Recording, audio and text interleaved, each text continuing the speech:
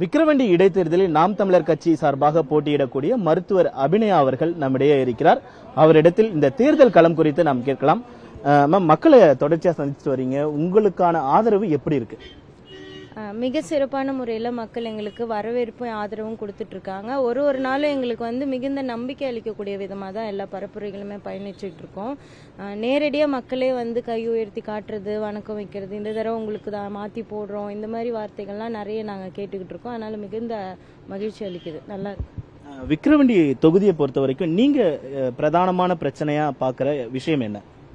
இது முழுக்க முழுக்க கிராமங்கள் நிறைந்த ஒரு பகுதி தான் விக்கிரவாண்டி தொகுதியே. அதனால இங்கே மெயினாக நந்தன் கால்வாய் திட்டம்ன்ற ஒன்று தான் பல ஆண்டுகளாக நிறைவேற்றப்படாத ஒரு கோரிக்கையாகவே இருக்குது மக்கள்கிட்ட.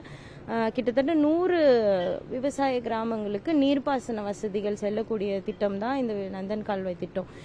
இதை தவிர்த்து நீங்கள் பார்த்தீங்கன்னா நிறைய சாலைகள் சரியில்லை. முழுக்க முழுக்க கிராமங்களில் இன்னமும் அந்த காலத்தில் அந்த மண் தரைகள்லாம் இருக்கும் பார்த்தீங்களா, அந்த மாதிரி தான் இருக்குது. சாலையிலேயே சாக்கடை ஓடுது, சாக்கடை நேராக ஓடிக்கிட்டு இருக்கு. நம்ம மனுஷங்க ஒதுங்கி ஒதுங்கி போக வேண்டியதாக இருக்கு. சாலை இல்லைன்றதால பேருந்து வசதிகளும் கிடையாது. சாலை இல்லைன்னு சொல்லி இந்த காரணத்துக்காகவே நிறைய ஊர்களில் பேருந்தே இல்லை அப்படிங்கிற மாதிரி மக்கள் வேதனையாக சொல்கிறாங்க. அதே போல் அந்த சாக்கடை வசதிகளும் நல்ல ஒரு மேலாண்மை திட்டம் இல்லை அங்கே. அது எல்லாமே திறந்த வெளியில் இருக்குது. அது பூச்சி கொசு போன்றதெல்லாம் உருவாகுது, நோய்வாய்ப்படுறாங்க மக்கள். அப்புறம் மேம்பாலங்கள் கிடையாது, விக்கிரவாண்டி முழுக்க மேம்பாலங்கள் கிடையாது.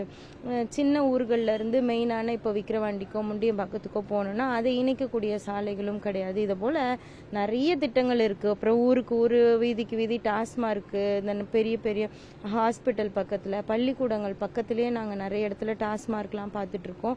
நிறைய பிரச்சனைங்க நிறைய சொல்லிக்கிட்டே போகலாம். மெயினாக இந்த மாதிரி விவசாயம் சார்ந்த பிரச்சனைகள் விக்கிரவாண்டியில் அதிகமாக இருக்குது.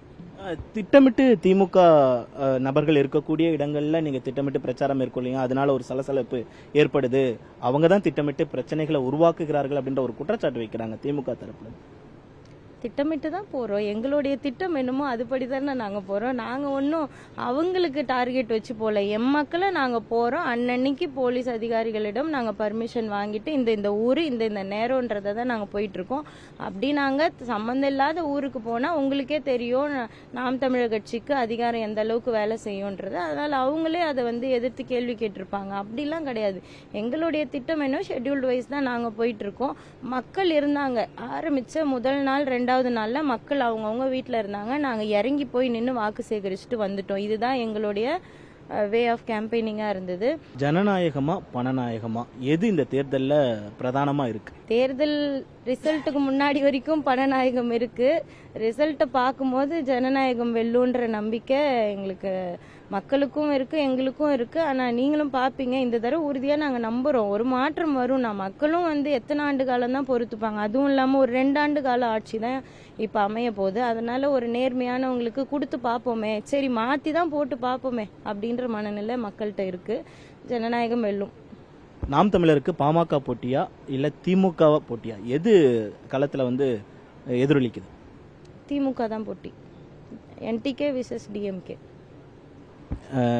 இந்த தேர்தல் களத்தில் நீங்கள் வெற்றி பெறதுக்கு எங்களுடைய மாலை முரசு செய்திகளுக்காக வாழ்த்துக்கள். நம்மிடையே பல்வேறு கருத்துக்களை அபிநயா அவர்கள் பகிர்ந்திருக்கிறார்கள். மாலை முரசு செய்திகளுக்காக ஒளிப்பதிவாளர் ராகுலுடன் செய்தியாளர் ராஜேஷ்.